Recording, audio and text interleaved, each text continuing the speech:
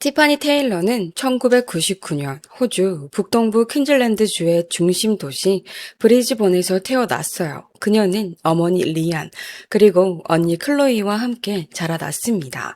아버지에 대해서는 알려진 것이 거의 없어요. 리안은 홀로 두 딸을 키워야 했고, 가족을 위해 여러 일을 병행하며 바쁘게 살아갔습니다. 그럼에도 세 사람은 서로 의지하며 지냈고, 특히 자매 사이의 애정은 깊은 편이었어요. 클로이는 훗날 이렇게 말합니다. 티파니는 아주 어릴 때부터 노래를 정말 좋아했다고요. 집에서는 자주 아델의 노래가 흘러나왔고, 티파니는 그 노래를 따라 부르며 시간을 보내곤 했습니다. 주말이면 가족이 함께 모여 티파니의 노래를 듣고 언젠간 무대에 서게 될 미래를 상상하며 웃곤 했다고 해요. 또 하나 티파니가 좋아했던 건 요리였어요. 요리 프로그램을 보면서 이것저것 따라 해보는 걸 즐겼고, 그 나이에 비해 꽤 진지하게 배우려는 모습도 보였다고 해요.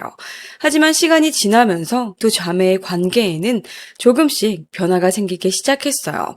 예전처럼 모든 걸 나누던 사이에서 점점 대화가 줄어들고 거리가 생기게 됩니다. 클로이는 그 변화의 시작을 또렷하게 기억하고 있었어요. 티파니가 12살이 되던 때부터였습니다. 그 무렵 티파니는 주변 환경의 영향을 받기 시작했고, 좋지 않은 분위기의 친구들과 어울리게 됩니다. 처음에는 가벼운 일탈처럼 보였지만 점점 더 위험한 선택으로 이어졌어요.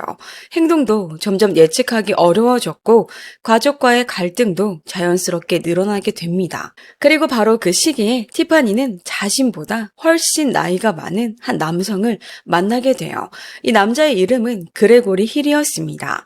그레고리는 특별한 직업 없이 지내고 있었고, 리안이 집을 비운 시간 동안 티파니의 집에 자주 머물렀습니다. 어느 날 리안이 예상보다 일찍 집에 돌아오게 되는데요. 그 순간 어린 딸이 낯선 남성과 함께 있는 장면을 목격하게 됩니다. 그 장면은 어머니에겐 큰 충격으로 다가왔어요. 그날 이후 집안 분위기는 완전히 바뀌어 버립니다. 강한 충돌이 있었고 결국 티파니는 집을 떠나게 돼요. 그렇게 티파니는 그레고리와 함께 생활하기 시작합니다. 하지만 두 사람의 현실은 결코 안정적이지 않았어요. 경제적으로 여유가 없었던 그들은 값이 가장 저렴한 모텔을 옮겨 다니며 생활을 이어가야 했습니다. 티파니는 점점 더 어려운 상황에 놓이게 됩니다. 생활을 이어가기 위해 그녀는 위험한 선택들을 하게 되고, 그 과정에서 점점 더 불안정한 삶을 이어가게 돼요. 그리고 2015년 16살이 된 티파니는 임신을 하게 됩니다. 사실 가족들에게 완전한 예상 밖의 일은 아니었습니다. 언니 클로이 역시 이미 아이를 키우고 있었기 때문인데요. 클로이는 훗날 이렇게 말했어요. 티파니는 원래 아이들을 정말 좋아하던 사람이었다고요. 그래서 언젠가는 좋은 엄마가 될 거라고 믿고 있었다고 해요. 어머니 리안과 클로이는 이 새로운 변화가 티파니의 삶을 바로잡아 줄 수 있을 거라고 기대했어요. 조금 더 안정된 삶으로 돌아오는 계기가 되길 바랐던 거죠. 하지만 안타깝게도 그들의 바람은 현실이 되지 못했습니다. 2015년 7월 12일 아침, 티파니는 그레고리와 머물고 있던 모텔을 나섭니다. 그날도 그녀는 돈을 벌기 위해 온라인을 통해 알게 된 한 남성을 만나기로 되어 있었어요. 그 남성의 이름은 로드니 웨인, 당시 60세였습니다. 두 사람은 일정한 금전적 대가를 조건으로 짧은 만남을 약속한 상태였어요. 그리고 그 만남은 이 사건의 흐름을 크게 바꾸게 되는 중요한 시작점이 됩니다. 티파니는 그날 짧은 만남을 조건으로 금전을 받기로 되어 있었어요. 그녀는 당시 임신 20주 차였습니다. 그리고 이 순간이 티파니가 마지막으로 목격된 시점이 됩니다. 그날 저녁이 되었지만 티파니는 끝내 모텔로 돌아오지 않았어요. 그레고리는 나중에 이렇게 말합니다. 연락을 시도했지만 이미 휴대전화가 꺼져 있었다고요. 하지만 이후 조사 과정에서 밝혀진 사실은 달랐습니다. 그는 실제로 적극적으로 연락을 시도하지 않았고, 티파니가 사라진 상황에도 크게 신경 쓰지 않는 태도를 보였어요. 또 놀라운 점은 그녀의 실종 사실을 당국에 알리지도 않았다는 것입니다. 시간은 그렇게 흘러갔고 며칠 뒤 상황이 바뀌게 됩니다. 티파니의 어머니 리안이 직접 경찰에 신고를 한 거예요. 딸과 오랫동안 연락이 닿지 않자 더 이상 기다릴 수 없다고 판단한 겁니다. 이때부터 티파니의 행방을 찾기 위한 수사가 본격적으로 시작됩니다. 경찰은 가장 먼저 티파니와 함께 지내던 그레고리를 조사하기 시작합니다. 그는 티파니의 행방에 대해 아무것도 모른다고 주장했어요. 또 두 사람이 깊은 관계였다는 점도 부인했습니다. 다만 티파니가 일정 나이가 된 이후 두 사람이 가까운 관계를 가진 적은 있다고 인정했습니다. 임신에 대해서도 입장을 밝혔는데요. 자신이 아이의 아버지인지 확신할 수 없다고 말했습니다. 전체적으로 보면 그레고리는 책임에서 벗어나려는 듯한 태도를 보이고 있었어요. 또 한 가지 눈에 띄는 진술이 있었습니다. 티파니가 실종 당일 삼촌을 만나고 돌아오겠다고 말했다는 것이었어요. 하지만 수사가 진행되면서 이 이야기와는 다른 정황들이 하나둘 드러나기 시작합니다. 경찰은 그녀의 휴대전화에서 300개가 넘는 메시지를 확인하게 되는데요.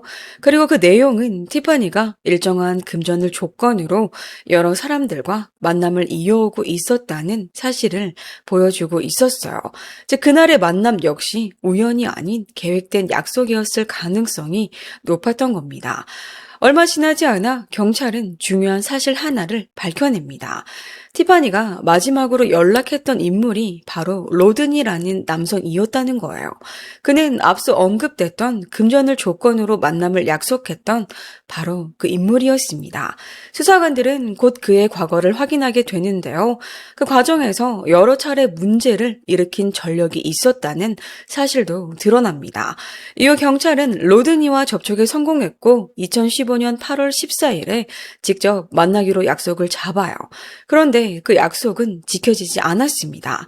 그보다 하루 앞선 8월 13일, 로든이는 예상치 못한 장소에서 먼저 붙잡히게 돼요.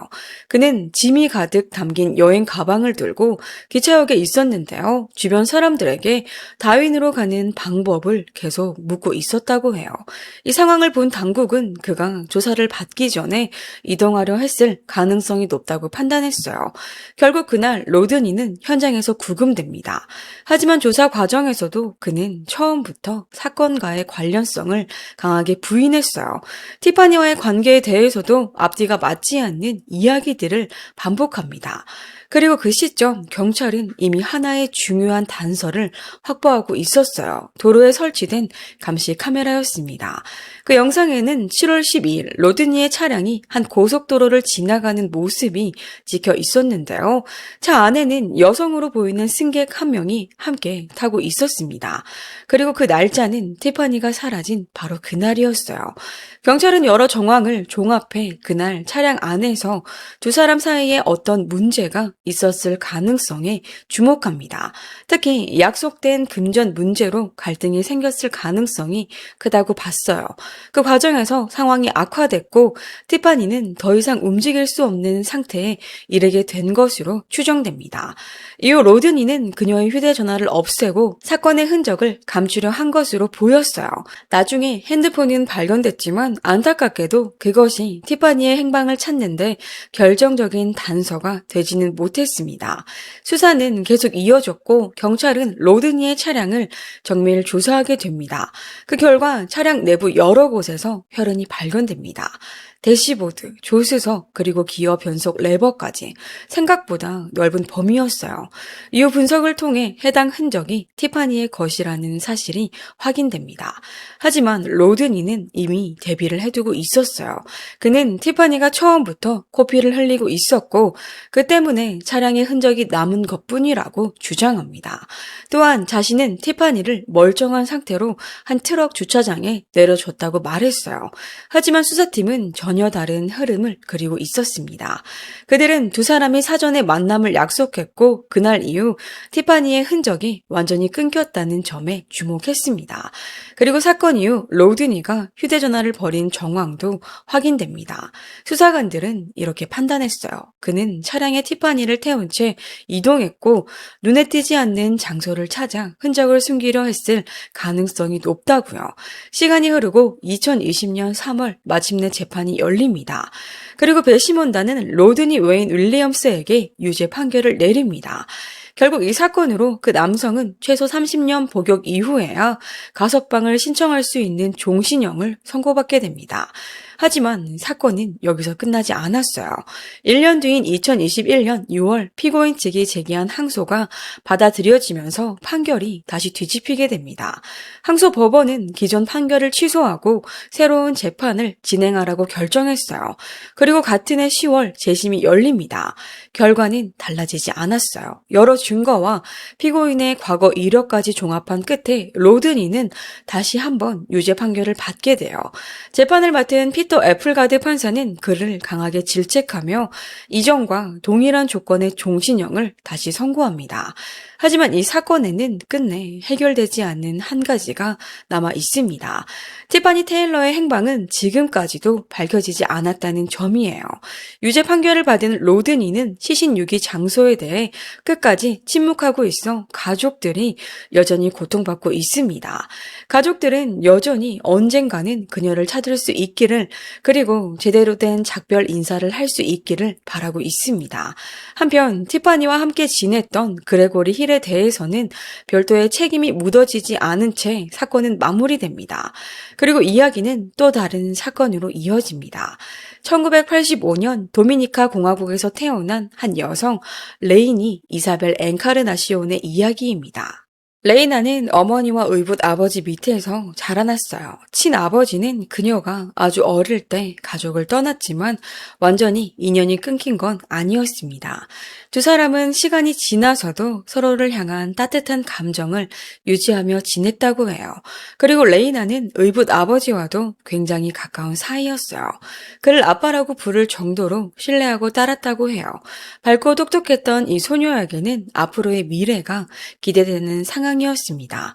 학교 생활도 안정적으로 마쳤고 이후에는 대학에 진학해 상법을 공부하기 시작합니다. 여기에 그치지 않고 의료 분야까지 도전해보고 싶었던 레이나는 산토도밍고 자치대학교에도 지원서를 제출했어요. 하지만 그 계획은 끝내 이루어지지 못합니다. 그 무렵 레이나는 20살이 되었고 한 남자를 만나게 됩니다. 그의 이름은 다니엘 보딩, 당시 40대 초반이었어요. 적지 않은 나이 차였지만 두 사람은 빠르게 가까워졌고 연인 관계로 발전하게 됩니다. 그리고 불과 몇 달 뒤 두 사람은 결혼을 선택합니다.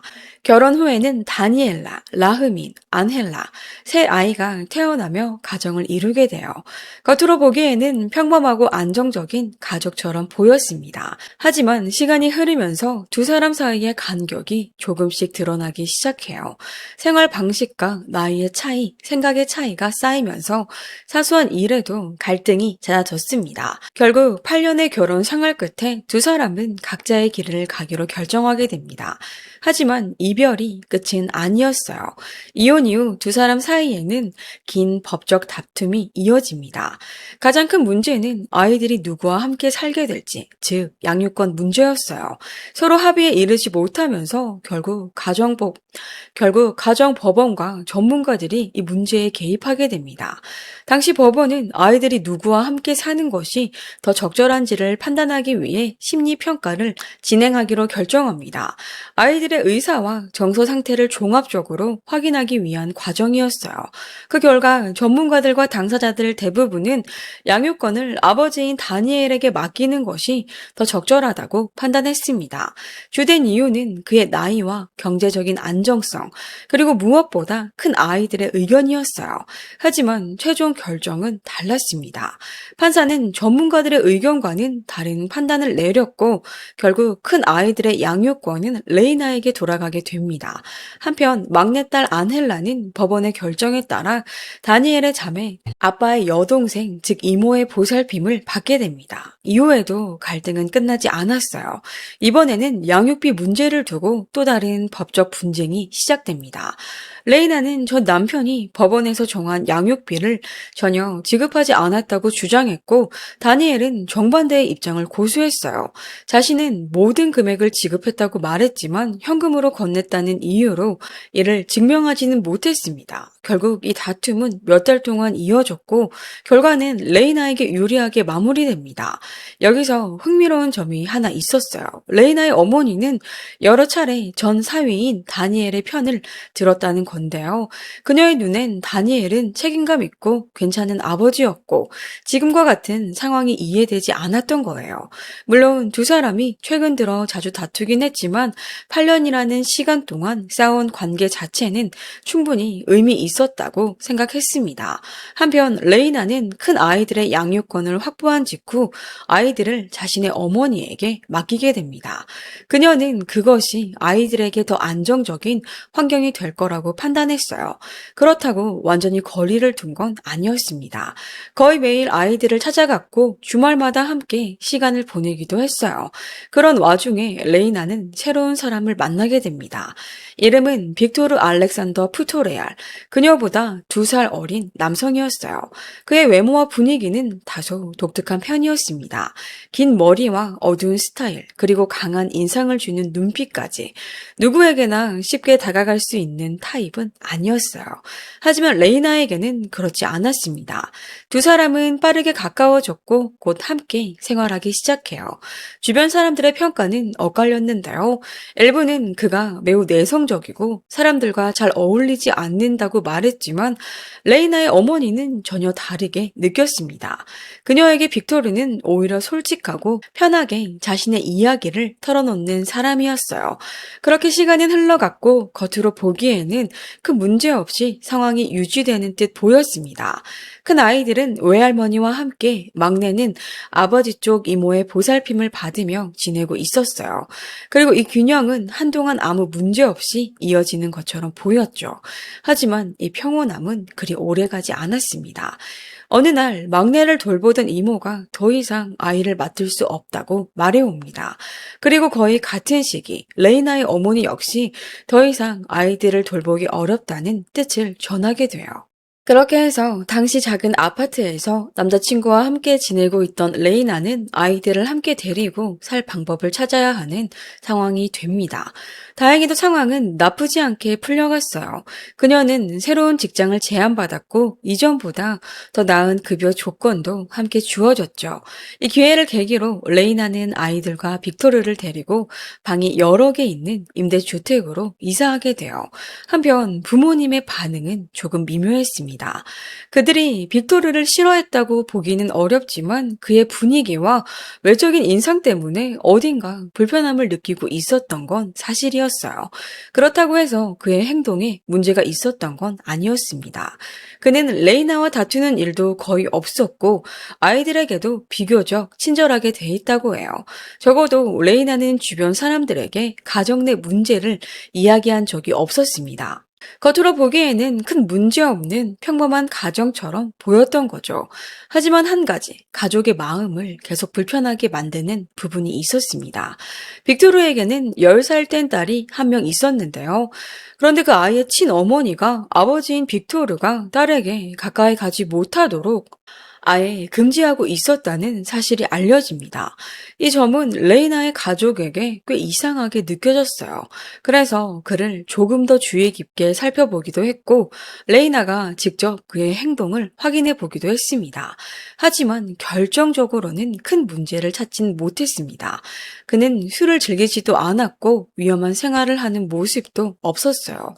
주로 집과 직장을 오가며 지냈고 정비사로 일하면서 오토바이 수리를 전문으로 하고 있었어요.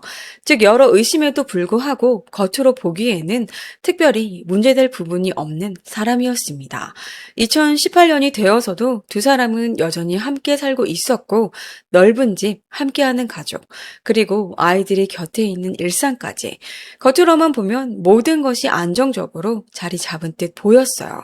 하지만 그 평온함은 오래가지 않았습니다. 어느 순간부터 경제적인 문제가 조금씩 드러나기 시작해요. 레이나는 결국 직장을 잃게 되었고 가정의 상황도 점점 어려워집니다. 빅토르의 어머니에 따르면 두 사람이 생활비조차 부족한 상황이었고 때로는 금전적인 도움을 받아야 할 정도였다고 해요. 집세 문제도 결코 가볍지 않았습니다. 하지만 이상하게도 레이나의 어머니는 이런 상황을 전혀 알지 못했어요. 레이나는 그저 가끔 아이들을 맡기며 잘 챙겨달라고 부탁하는 정도였을 뿐이었습니다. 그리고 2018년 2월 3일 토요일, 레이나는 며칠 동안 외할머니 집에 머물고 있던 아이들을 데리러 갑니다.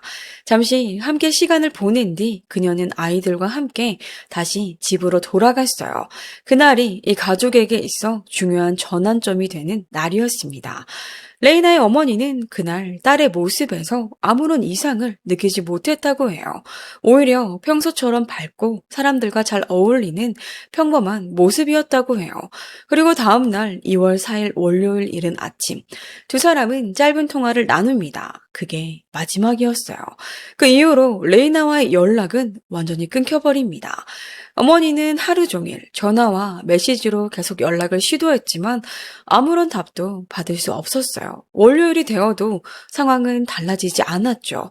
같은 시도, 같은 침묵. 그때부터 어머니는 점점 불안해지기 시작합니다. 그래서 이번에는 딸의 남자친구인 빅토르에게 연락을 시도하기 시작했어요. 하지만 그는 며칠 동안 전화를 받지 않았습니다. 그리고 마침내 수요일이 되어서야 통화가 연결됩니다.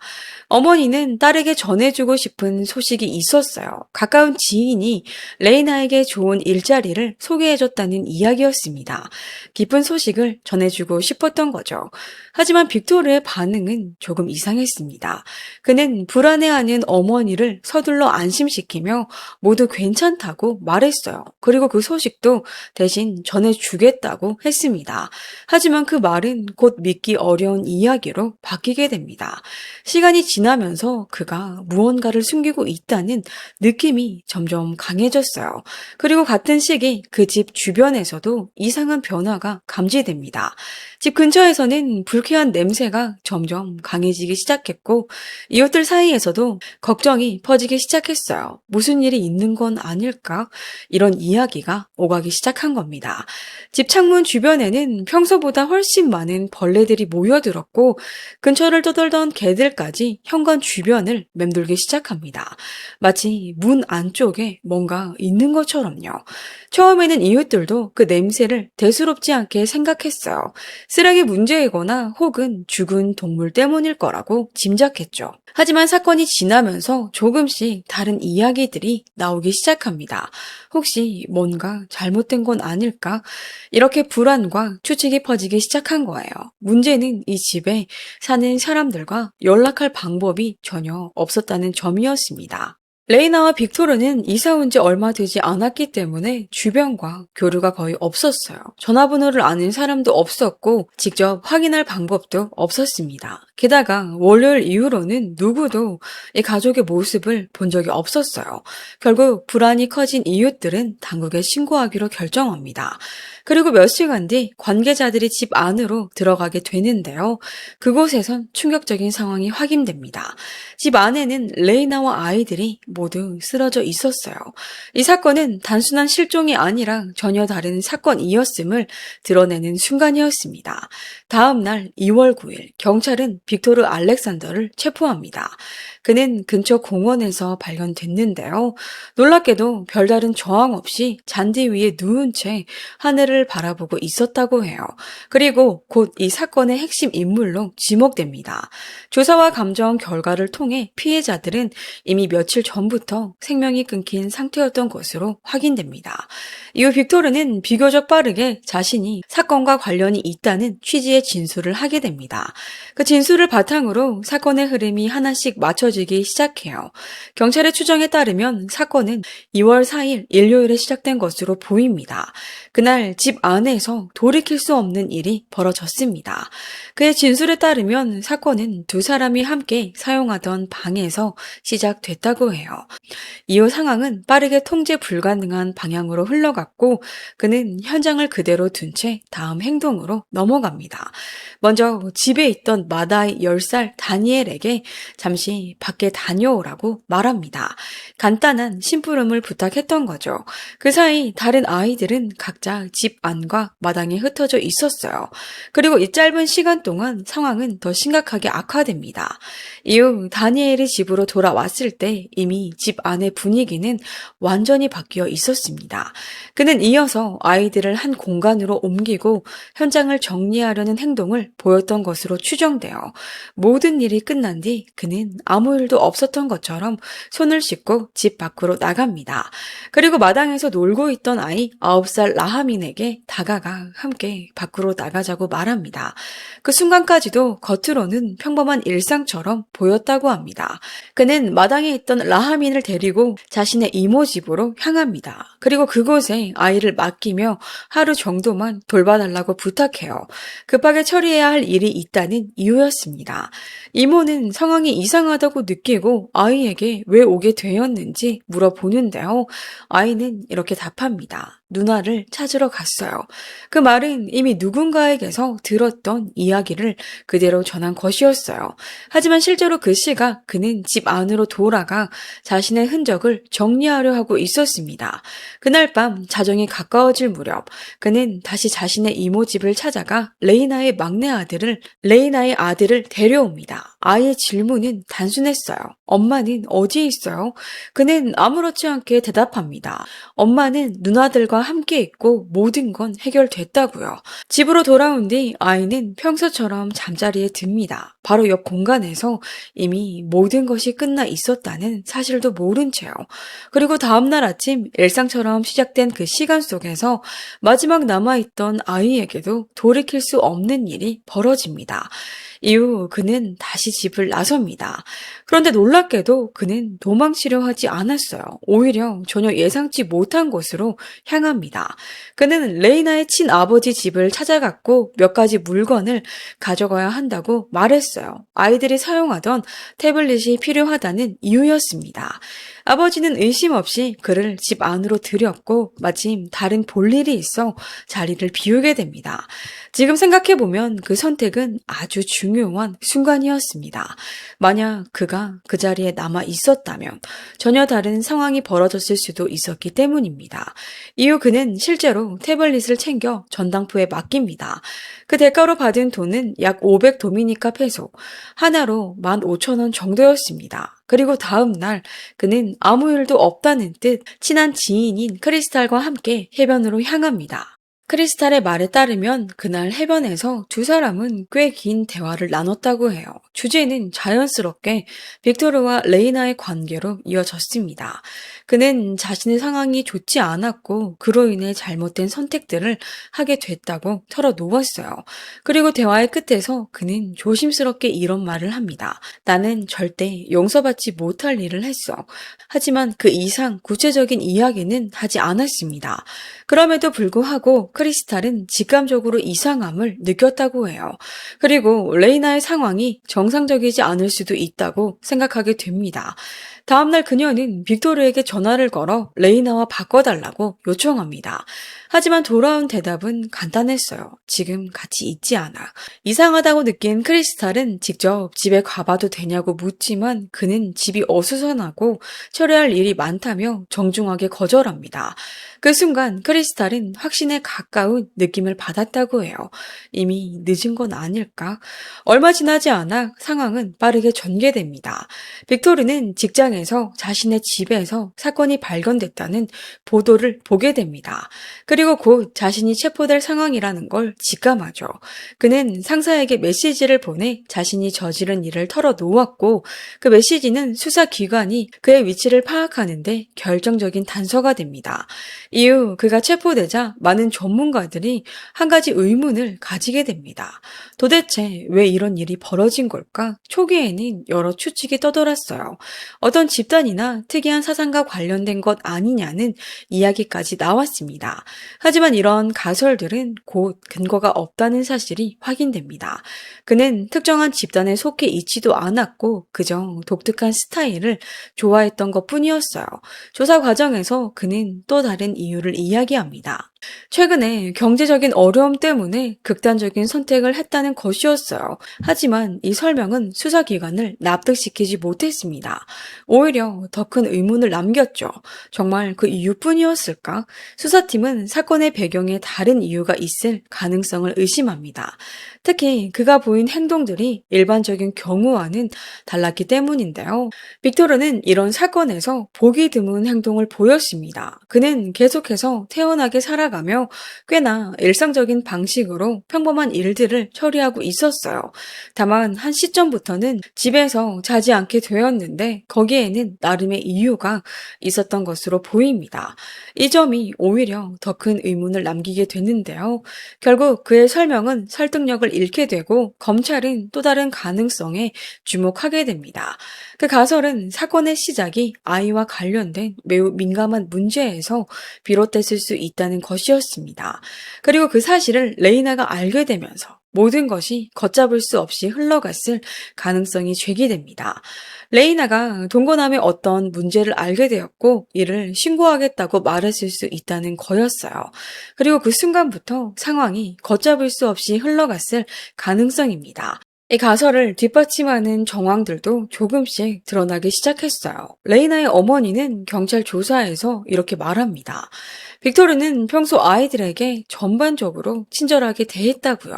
하지만 한 아이에게는 조금 다른 태도를 보였던 것 같다고 했습니다. 막내인 아넬라에게 유독 더 가까이 다가갔고 자주 안거나 옆에 두려는 모습이 있었다는 거예요. 또 아이에게만 따로 부르는 별명까지 있었다고 해요. 이 모든 것이 겉으로 보기에는 단순한 애정 표현처럼 보일 수도 있었지만 시간이 지나면서 다른 의미로 받아들여질 여지가 생기게 됩니다. 그리고 또 하나의 단서, 레이나가 남겼던 소셜미디어 글들이었습니다. 그 글들에는 가까운 사람에게 느낀 배신감, 그리고 믿었던 사람이 자신을 실망시켰다는 내용이 담겨 있었어요. 이후 수사팀은 두 사람 사이의 메시지와 통화 기록도 분석합니다. 그 결과 빅토르의 감정 기복이 심했고 갈등 상황에서 공격적인 태도를 보였던 정황이 확인됩니다. 이런 요소들은 가정 내 긴장 상태가 지속되고 있었다는 점을 보여주고 있었어요. 하지만 모든 사람이 같은 해석을 한 것은 아니었습니다. 이 가설에 의문을 제기한 인물도 있었어요. 바로 한때 아넬라를 돌봤던 아버지 쪽 이모였습니다. 그녀는 오히려 처음부터 빅토르를 신뢰하지 않았다고 말합니다. 그래서 아이에게도 항상 조심하라고 이야기해왔고 혹시라도 이상한 일이 있으면 반드시 말하라고 당부했다고 해요. 그리고 실제로 아이에게 여러 번 물어봤지만 그때마다 아이는 아무 문제도 없다고 답했다고 해요. 결국 이 사건은 여러 정황과 증언 속에서 서로 다른 해석이 엇갈리는 상태로 남게 됩니다. 그리고 질문은 여전히 남아 있어요. 정말 그날의 모든 일은 무엇 때문에 시작된 걸까? 이런 이유들 때문에 모든 사람이 같은 결론에 도달한 것은 아니었습니다. 어떤 이들에게는 사건의 흐름이 비교적 명확했지만 또 다른 사람들에게는 여전히 이해하기 어려운 부분이 남아 있었어요. 물론 상황이 너무 빠르게 전개됐기 때문에 아이가 아무 말도 하지 못했을 가능성도 충분히 고려되고 있었습니다. 빅토르는 체포된 직후 곧바로 구속 조치가 내려졌고 재판을 기다리며 약 1년 동안 구금 상태로 지내게 됩니다. 그리고 2019년 1월 마침내 재판이 시작됩니다. 법정에서는 전문가들, 수사관들, 그리고 여러 증인들이 차례로 나와 진술을 이어갔어요. 그 중에서도 중요한 이야기는 그를 가까이에서 알던 사람들의 입에서 나옵니다. 친구 크리스탈은 이렇게 증언했어요. 체포되던 날 그가 자신의 소셜미디어 비밀번호와 어머니의 연락처를 모두 자신에게 넘겼다는 거예요. 그 모습이 마치 스스로를 포기하려는 사람처럼 보였다고 했습니다. 또 다른 친구 역시 충격적인 이야기를 전합니다. 체포되기 며칠 전 그가 이미 자신의 행동을 털어놓았다는 거였어요. 이런 증언들이 이어지면서 주변 사람들의 반응도 하나로 모입니다. 도저히 믿을 수 없다. 이웃, 학교 관계자, 직장 동료들까지 모두가 같은 말을 했어요. 그들에겐 그는 그저 조용하고 눈에 띄지 않는 사람이었을 뿐이었습니다. 갈등을 일으키는 타입도 아니었고 누군가를 험담하는 모습조차 거의 없었다고 해요. 사회적으로 적극적인 사람은 아니었지만 그렇다고 문제를 일으키는 인물도 아니었다는 겁니다. 그의 과거 기록도 마찬가지였어요. 이 사건 이전까지 단 한 번의 처벌 기록도 없었고 사소한 위반조차 없었습니다. 어린 시절에는 주의력 관련 문제를 진단받은 적은 있었지만 그 역시 큰 문제로 이어지지는 않았다고 해요. 다만 한 가지 조금 신경 쓰이는 이야기가 있었습니다. 어린 시절 한동안 아버지와 함께 지냈는데 그 아버지가 상당히 엄격했다는 말이 있었어요. 하지만 이것이 그의 성격에 어떤 영향을 줬는지는 명확하게 밝혀지지 않았습니다. 결국 전문가들은 하나의 공통된 결론에 도달합니다. 그는 겉으로는 평범해 보이지만 내면에서는 사회에 제대로 적응하지 못한 인물이라는 것이었어요. 또한 타인의 감정에 공감하는 능력이 부족하고 자신의 행동이 어떤 결과를 낳는지에 대해 깊이 인식하지 못하는 성향이 있다는 분석도 나왔습니다. 상황에 따라 자신의 모습을 바꾸는데 능숙했고 필요할 때는 전혀 다른 사람처럼 행동할 수 있는 타입이었습니다. 그래서였을지도 모릅니다. 사람들은 그의 겉모습 뒤에 숨겨진 모습을 오랫동안 알아차리지 못했습니다. 그저 조용한 한 사람이라고 생각했던 그 인물이 전혀 다른 얼굴을 가지고 있었다는 사실을요. 그의 또 다른 얼굴을 끝까지 알아차리지 못했던 사람들 중에는 친어머니도 있었습니다. 그녀는 아들의 행동에 진심으로 큰 충격을 받았다고 해요. 어릴 적부터 그는 유난히 조용하고 차분한 아이였다고 합니다. 잠깐 혼자 있어야 하는 상황에서도 불안해하거나 떼를 쓰는 일이 거의 없었고 학교 성적도 꾸준히 좋은 편이었다고 해요. 결국 그는 우수한 성적으로 학교를 졸업했습니다. 대학에 가지 못한 이유도 능력이 부족해서가 아니라 가정 형편 때문이었다고 해요. 그래서 그는 곧바로 일을 시작했고 오토바이 수리점에서 견습으로 일하게 됩니다. 그때부터 오토바이는 그의 가장 큰 관심사가 되었어요. 그리고 재판이 끝나기 전 그는 마지막으로 입을 엽니다. 피해자 가족들과 대중에게 용서를 구하는 말을 남겼어요. 하지만 그 말은 진심이라기보다는 어딘가 준비된 이야기처럼 들렸습니다. 그리고 2019년 1월 8일 최종 판결이 내려집니다. 빅토르 알렉산더 푸토레알은 여러 건의 중대한 범죄 혐의에 대해 유죄 판결을 받았고 결국 30년형을 선고받게 됩니다.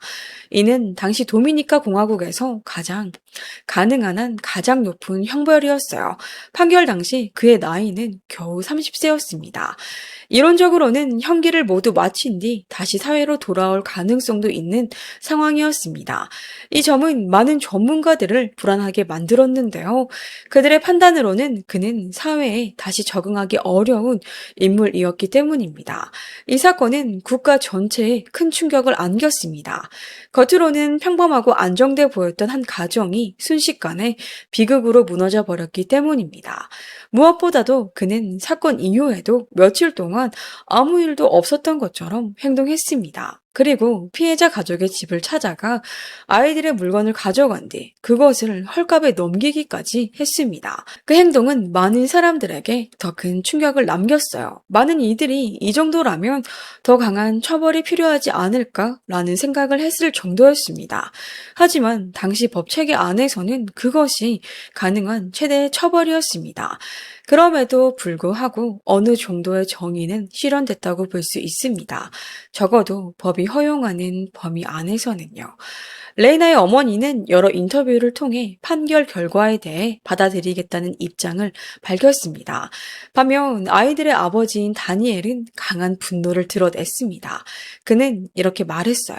처음부터 아이들이 내 곁에 있었다면 이 일은 일어나지 않았을 겁니다. 사실 그럴 가능성도 충분히 있었어요. 하지만 당시에는 다른 선택이 내려졌습니다. 그리고 지금 이 사건은 하나의 질문을 남깁니다. 우리는 과연 겉으로 보이는 모습만으로 한 사람을 얼마나 이해할 수 있을까요? 시청해 주셔서 감사합니다. 이런 미스터리하고 충격적인 사건들을 계속해서 보고 싶으시다면 구독과 좋아요로 채널을 응원해 주세요. 여러분의 생각도 댓글로 남겨주시면 감사하겠습니다. 다음 이야기에서 다시 만나겠습니다.